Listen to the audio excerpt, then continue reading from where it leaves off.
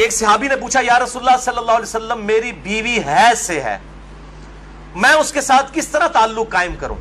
تو آپ صلی اللہ علیہ وسلم نے فرمایا کہ اس کا ازار بند جو ہے وہ کس کر باندھ لو، پھر اوپر کا حصہ تیرے لیے حلال ہے، یعنی شرمگاہ کے ساتھ انٹرکورس نہیں، باقی جسم کے ساتھ مباشرت کی جا سکتی ہے۔ اور وہی حدیث ہے جس کے اوپر منکرین حدیث بھی اعتراض کرتے ہیں کہ قرآن میں ہے کہ حیض کی حالت میں عورتوں سے الگ رہو، اور بخاری اور مسلم میں حدیث ہے کہ نبی صلی اللہ علیہ وسلم اپنی بیویوں سے حالت حیض میں بھی مباشرت کرتے تھے، لیکن وہ پوری حدیث نہیں پڑھتے۔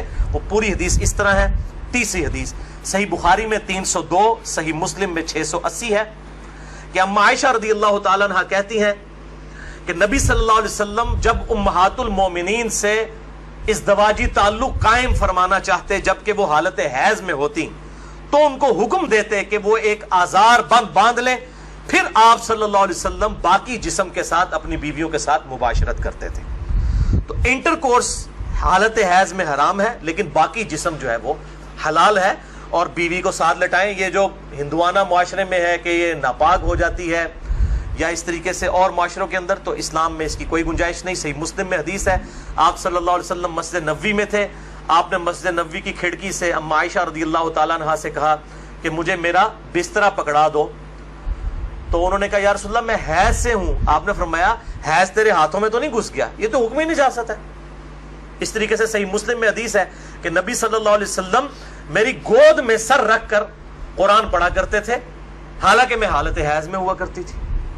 تو یہ حالت حیض حکمی نجاست ہے، اس میں عورت آٹا بھی گوندھ سکتی ہے اور کھانا بھی پکا سکتی ہے، کوئی مسئلہ نہیں ہے۔ اسی طریقے سے اگر کسی پہ غسل فرض ہے تو بس اتنا ڈیلے نہ کرے کہ نماز قضا ہو، باقی وہ کوئی حقیقتاً تو پلید نہیں ہے، حکمی نجاست کے اعتبار سے ہے۔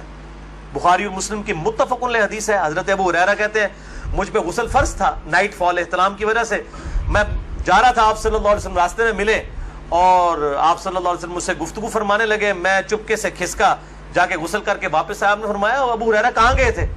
کہ یا رسول اللہ میں ناپاک تھا تو غسل کرنے گیا۔ آپ نے فرمایا مومن کبھی ناپاک نہیں ہوتا، یہ حکمی نجاست ہے، حقیقتاً تو نہیں۔ حکمی یہ ہے کہ شریعت کے پوائنٹ آف ویو سے نماز پڑھنے کے اعتبار سے انسان جو ہے وہ اس کے لیے غسل ضروری ہے۔